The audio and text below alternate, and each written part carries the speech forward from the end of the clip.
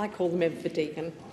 Well, thanks, Madam Deputy Speaker. Yesterday at the National Press Club, I made very clear to Australians that the Coalition, unlike the Labor government, won't accept a generation of Australians not having the same opportunities for home ownership that previous generations of Australians have enjoyed. We know, based on the track record of this government, that first home buyers are not a priority of this government. We know that not enough houses have been built, with falling completions, approvals and, of course, first home buyers. On every single metric, compared to the Coalition government, housing has gone backwards under the Albanese government. And meanwhile, whilst we're building fewer homes, while fewer homes are being completed and now fewer homes are being approved and there are less first home buyers, Labor has run the biggest migration program in a generation, with more than 1.4 million overseas arrivals and the government having absolutely no idea where those people will live.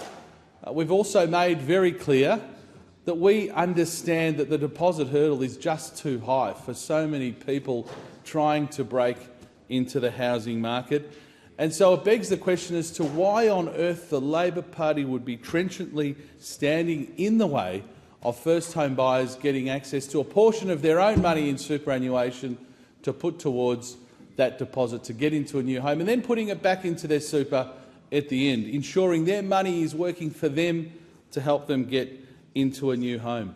Under this government, access to finance has also become even harder, with a Big Four bank CEO stating publicly that if you're not wealthy, very difficult to get finance in this country, yet we've seen nothing from this government. And what do we see this week?